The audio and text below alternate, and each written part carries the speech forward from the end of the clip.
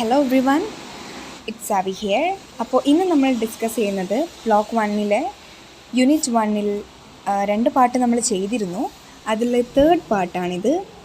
And the last part, methods of psychology. There are various methods to study psychology. Here we are going to discuss 3 major methods of psychological enquiry. അപ്പോൾ psychology പഠിക്കാനുള്ള 3 മെത്തേഡ്സാണ് നമ്മൾ ഇവിടെ discuss ചെയ്യാൻ പോകുന്നത്. അതിൽ ആദ്യം വരുന്നത് experimental method. In this method, investigation starts with defining A research problem with the help of available literature. Appropriate hypotheses are generated. Then experiment is conducted to test proposed hypothesis. The investigator manipulates an independent variable and studies its effect on dependent variables. The goal of an experiment is to investigate and explore facts and causes. അപ്പോൾ experiment method എന്ന് പറയുന്നത് നമ്മൾ part 1-ൽ പറഞ്ഞിരുന്നു. William വുണ്ട് 1879-ൽ ഒരു laboratory start ചെയ്തിട്ടുണ്ടായിരുന്നു first time, Leipzig university in Germany. അപ്പോൾ അവിടെയാണ് ആദ്യമായി എക്സ്പെരിമെൻ്റ് മെത്തേഡ് വില്യം വുണ്ട് കൊണ്ടുവരുന്നത്.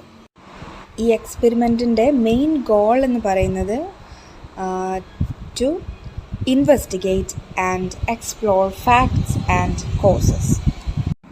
അതായത് ഈ ഒരു മെത്തേഡ് കൊണ്ട് അതിൻ്റെ കോസസ് നമുക്ക് മനസ്സിലാക്കാൻ കഴിയും. അതായത് ഇങ്ങനൊരു സാഹചര്യത്തിൽ ഈ വ്യക്തി എന്തുകൊണ്ട് ഇങ്ങനെ പെരുമാറി. ഇതിൽ വേറൊരു ഡെഫിനേഷൻ കൊടുത്തത്, it involves manipulating one variable to determine if changing in one variable cause changes in another variable. ആ ഒരു സാഹചര്യത്തിൽ ഇതുപോലെ പെരുമാറാൻ ഈ വ്യക്തിയെ മാനിപ്പുലേറ്റ് ചെയ്ത വേരിയബിൾ എന്താണ് എന്നൊക്കെ എക്സ്പെരിമെൻ്റൽ മെത്തേഡിലൂടെ നമുക്ക് മനസ്സിലാക്കാൻ കഴിയും. So the next one is correlation method. Correlation refers to analyze how change in one variable cause change in another variable. Therefore, we can say that this method investigates the covariability between two variables of study. If change in one variable leads to change in another, then we suggest that some degree of correlation exists between these two variables. The correlation value is measured in terms of correlation coefficient, R. The value of correlation coefficient can vary from +1 to -1. The value of +1 represents a positive correlation and -1 represents perfect negative correlation, whereas R equal to 0 represents zero correlation. അതായത് correlation method എന്ന് പറയുന്നത് use to look for relationship between variables. 2 variables തമ്മിലുള്ള റിലേഷൻഷിപ്പിനെ മനസ്സിലാക്കാൻ ഉപയോഗിക്കുന്ന മെത്തേഡാണ് correlation method. എന്നാൽ ഈ മെത്തേഡ് കൊണ്ട് അതിൻ്റെ കാര്യകാരണങ്ങൾ, അതായത് കോസേഷൻ, നമുക്ക് മനസ്സിലാക്കാൻ കഴിയില്ല.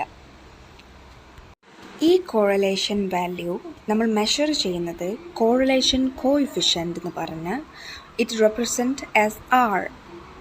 അതിൻ്റെ വാല്യൂ നോക്കിയാണ്. ഈ വാല്യൂ +1 to -1 വരെ വാരി ചെയ്തിരിക്കും. The value of +1 represent positive correlation. Positive correlation എന്ന് പറയുമ്പോൾ 2 variable moving the same direction. So both variable increase and decrease in same time.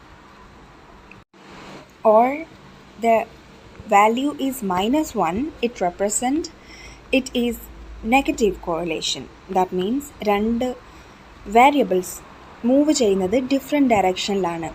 So ഒരു വേരിയബിളിൻ്റെ എമൗണ്ട് ഇൻക്രീസ് ചെയ്യുമ്പോൾ മറ്റേ വാരിയബിളിൻ്റെ എമൗണ്ട് ഡിക്രീസ് ചെയ്യും. ആൻഡ് പിന്നെ വരുന്നത് 0 ആണ്. 0 ആണ് വാല്യൂ വരുന്നത് എങ്കിൽ the relationship between these two variable is 0. There is no relationship. So adana correlation method. And the next one is observation method. It involves studying a phenomenon by observing it. The researcher simply makes systematic observation of the event or behavior in its natural environment. After making observation for a number of times, researchers attempt to seek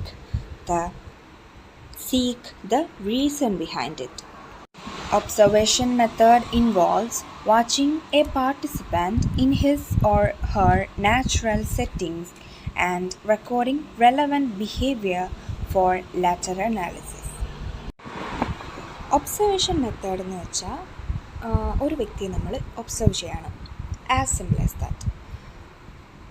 ആളിപ്പോൾ ഉള്ള ആ വ്യക്തി ഇപ്പോൾ ഉള്ള സിറ്റുവേഷനിൽ എന്താണ് ചെയ്തുകൊണ്ടിരിക്കുന്നത്, in the പ്രസൻറ്റിൽ ആൾ ചെയ്തുകൊണ്ടിരിക്കുന്ന കാര്യങ്ങൾ എന്താണോ അത് മറ്റൊരാൾ ഒബ്സർവ് ചെയ്തിട്ട് ആളുടെ ചിന്താഗതി, ഈ ഒബ്സർവ് ചെയ്യുന്ന ആ വ്യക്തിയുടെ ചിന്താഗതി അടിസ്ഥാനത്തിൽ ഈ വ്യക്തിയെ അനലൈസ് ചെയ്തുകൊണ്ട് ഇൻ്റർപ്രറ്റ് ചെയ്യുന്നതാണ് ഒബ്സർവേഷൻ മെത്തേഡ്. അതായത് ഒരു വ്യക്തിയെ മറ്റൊരു വ്യക്തി ഒബ്സർവ് ചെയ്തുകൊണ്ടിരിക്കുകയാണ്. ആളുടെ ചിന്താഗതി അനുസരിച്ചായിരിക്കും ഈ വ്യക്തിയുടെ ബിഹേവിയറിനെ അയാൾ അനലൈസ് ചെയ്യുന്നത്. അപ്പോൾ അങ്ങനെ അനലൈസ് ചെയ്ത് ഇൻ്റർപ്രറ്റ് ചെയ്യുന്നതാണ് ഒബ്സർവേഷൻ മെത്തേഡ്. അതിപ്പോൾ ഒരു തവണ മാത്രമല്ല, ഒരുപാട് തവണ ആ വ്യക്തിയെ നമ്മൾ ഒബ്സർവ് ചെയ്യും, അല്ലെങ്കിൽ ഒരുപാട് പേരെ വെച്ച് ആ വ്യക്തിയെ ഒബ്സർവ് ചെയ്യും. After making observation for a number of time, researcher attempts to seek the reason behind it. അങ്ങനെ നടത്തിയ ഒബ്സർവേഷനിൻ്റെ അടിസ്ഥാനത്തിലാണ് what is the reason behind it എന്ന് റിസർച്ചേഴ്സ് മനസ്സിലാക്കുന്നത്. That is observation method. Moving on to next topic, application of psychology. Application of psychology എന്ന് പറഞ്ഞിട്ട് unit 10ൽ the entire unit is about applications of psychology. അപ്പോൾ അതിൻ്റെ ഒരു ചെറിയ part മാത്രമേ ഇവിടെ കൊടുത്തിട്ടുള്ളൂ. അപ്പോൾ അത് എന്തൊക്കെയാണെന്ന് നമുക്ക് നോക്കാം. ആദ്യം വരുന്നത് clinical psychology. A clinical psychologist does psychotherapy, investigates clinical problems, develops method of treatment. This field emphasizes on the diagnosis, cause and treatment of severe psychological disorders and emotional troubles. Clinical psychologist സൈക്കോതെറാപ്പിയാണ് ചെയ്യാറ് to investigate clinical problems. ഫീൽഡിൻ്റെ main aim എന്ന് പറയുന്നത് diagnosis, cause and treatment of severe psychological disorder and emotional trouble. Severe ആയിട്ടുള്ള emotional ട്രബിളും psychological ഡിസോർഡേഴ്സിനെയും diagnose ചെയ്ത് അതിൻ്റെ കോസ് കണ്ടെത്തി ട്രീറ്റ്മെൻറ്റ് കൊടുക്കുക എന്നതാണ് ക്ലിനിക്കൽ സൈക്കോളജിസ്റ്റിൻ്റെ main aim. The next one is community psychology.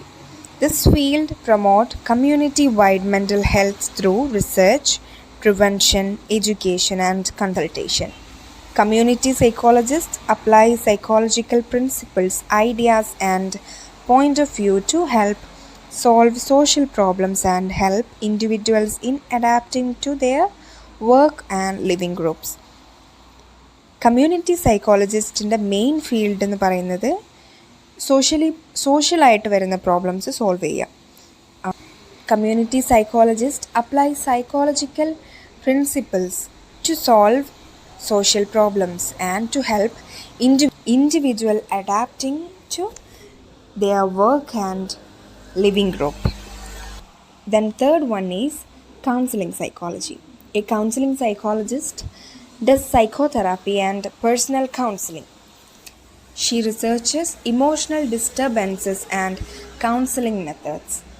In this branch deals with helping people or individual with personal problem including interpersonal relations, career choice, mild emotional troubles or behavioral problems such as overeating, slow learning or lack of concentration.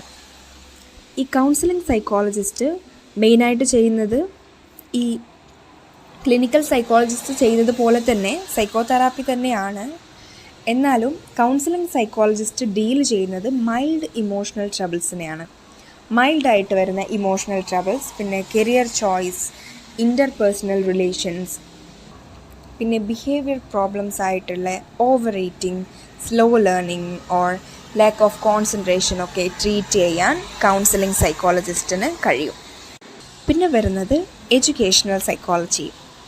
The field investigate class room dynamics, teaching styles and learning, develop educational tests, evaluate educational programs suitable for smooth flow of education among students.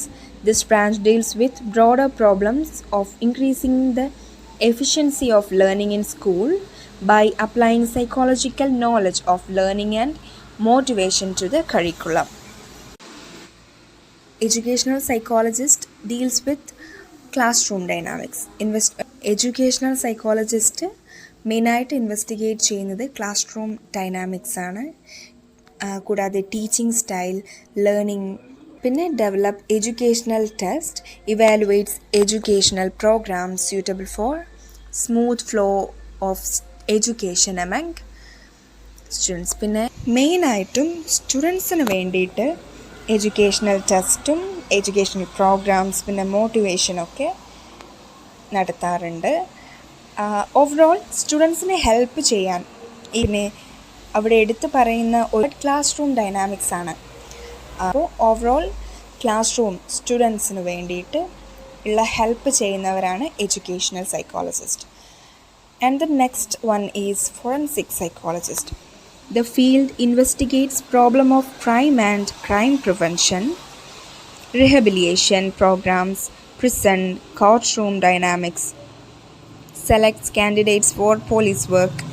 Forensic psychologists mostly work within the judicial system in certain areas like assessing emotional and psychological state of under trials and victims, evaluation of rehabilitation programs, eyewitness testimony and evidence, jury selection and police training.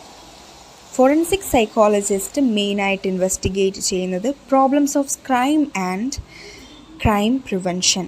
പിന്നെ police വർക്കിനൊക്കെ കാൻഡിഡേറ്റ്സിനെ select ചെയ്യാനൊക്കെ forensic psychologist help ചെയ്യാറുണ്ട്. ഇവർ mostly work within the judicial system. Certain areas like assessing emotional and psychological state of under trials and victims, evaluation of rehabilitation programs, eyewitness testimony and evidence, jury selection and police training. ഇവർ മെയിനായിട്ട് work with judicial system. Like ഇപ്പോൾ വിക്ടിമിൻ്റെ emotional സ്റ്റാറ്റസൊക്കെ മനസ്സിലാക്കാനും പിന്നെ rehabilitation programmes evaluate ചെയ്യാൻ, eyewitness testimony and evidence, jury selection, police training ഒക്കെ ഇവരുടെ ഫീൽഡിൽ വരുന്ന കാര്യമാണ്. And the next one industrial അല്ലെങ്കിൽ organisational psychology. The field investigates all aspects of behavior in work settings ranging from selection and recruitment of employees, performance appraisal, work motivation to leadership. അപ്പോൾ industrial psychologist മെയിനായിട്ട് ചെയ്യുന്നത് all aspect of behaviour in work setting. ഒരു work സെറ്റിങ്ങിൽ വരുന്ന എല്ലാ aspects of behaviour like recruitment of employees, performance appraisal, work motivation, അങ്ങനെ ഒരു ഓർഗനൈസേഷനിൽ വരുന്ന എല്ലാ കാര്യങ്ങളെയും എംപ്ലോയീസിനെ റിക്രൂട്ട് ചെയ്യാനൊക്കെ ഹെൽപ്പ് ചെയ്യുന്നവരാണ് ഇൻഡസ്ട്രിയൽ അല്ലെങ്കിൽ ഓർഗനൈസേഷണൽ സൈക്കോളജിസ്റ്റ്. നെക്സ്റ്റ് വരുന്നത് environmental psychology. The field studies the effects of urban noise, crowding, attitudes towards the environment, and human use of space. The expert psychologists of the field act as consultant on environmental issue. Environmental psychologist മെയിനായിട്ട് study ചെയ്യുന്നത് urban നോയ്സും crowding, attitude towards the environment, പിന്നെ human use of space ഒക്കെ വെച്ചാണ്. ഈ ഫീൽഡിലെ psychologist environmental ഇഷ്യൂവിനെ കുറിച്ച് consult ചെയ്യാനും ഒക്കെ ഹെൽപ്പ് ചെയ്യുന്നവരാണ്. മെയിനായിട്ട് എൻവയോൺമെൻറ്റൽ ഇഷ്യൂസിനെ കൺസൾട്ട് ചെയ്യുന്നവരാണ് environmental psychologist. So the next one is health psychology. The field of health psychology studies the relationship between behavior and health. Use psychological principle to provide health and prevent illness. ഒരു health psychologist മെയിനായിട്ട് ചെയ്യുന്നത് to promote health and prevent illness by using psychological principles വെച്ച് ഹെൽത്തിനെ promote ചെയ്യുകയും പിന്നെ prevent illness, രോഗങ്ങളെ prevent ചെയ്യാനൊക്കെ help ചെയ്യുന്നവരാണ് health psychologist. So moving on to next topic, sociocultural processes underlying behavior. Humans are referred as a social animal, and thus their behavior is also governed by many social factors such as family, peers, their society, and culture. Our behavior is much more complex than any other animal on this planet, and sole reason of this is the sociocultural factors that regulate our behavior.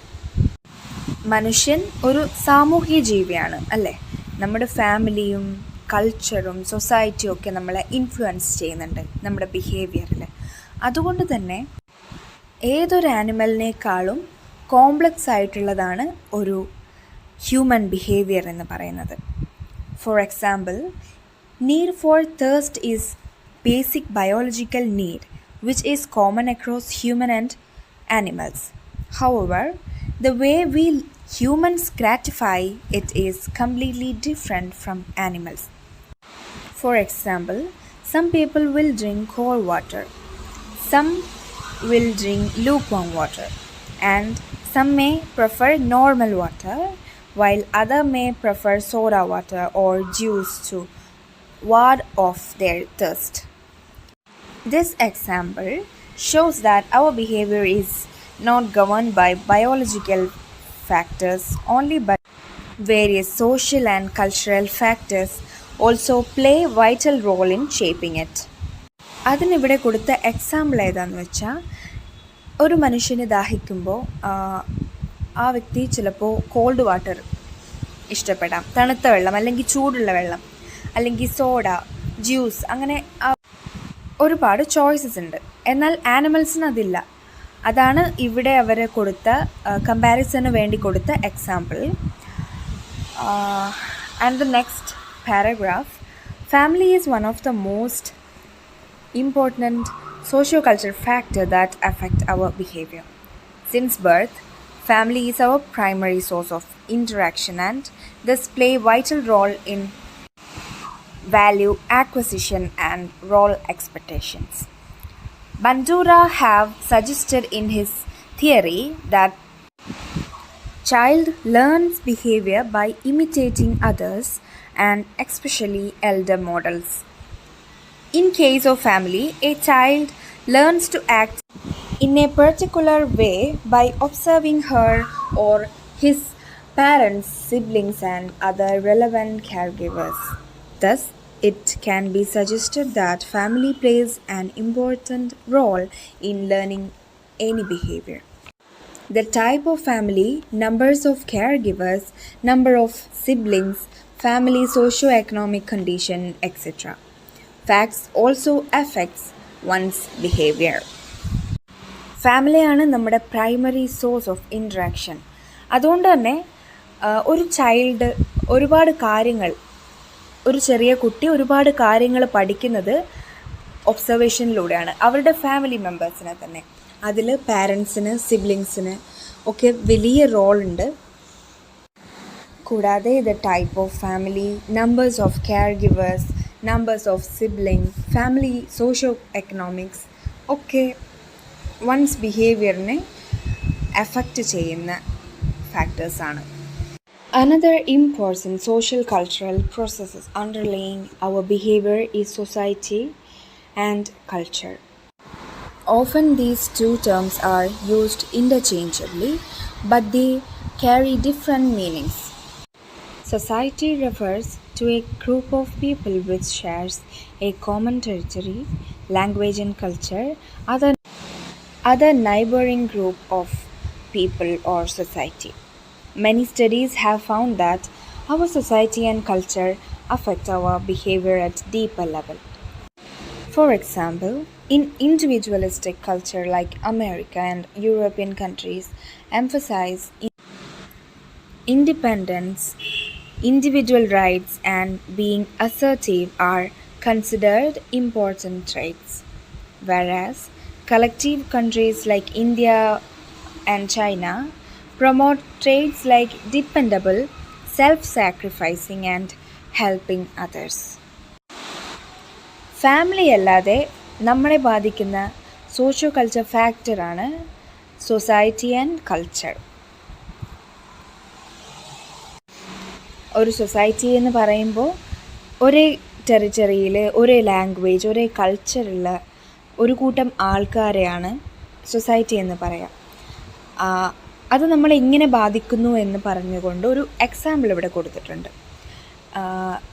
അമേരിക്കയിലും European കൺട്രീസിലും ഒക്കെ ഇൻഡിപെൻഡൻസിന് വലിയ പ്രാധാന്യമുണ്ട്.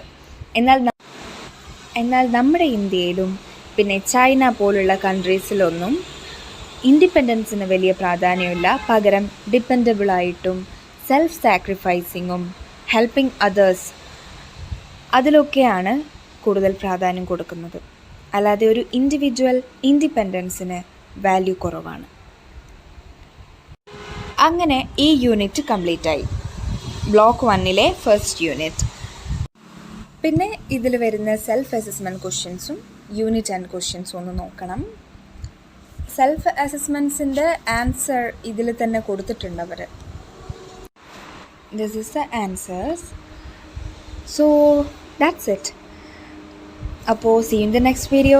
Until then, bye.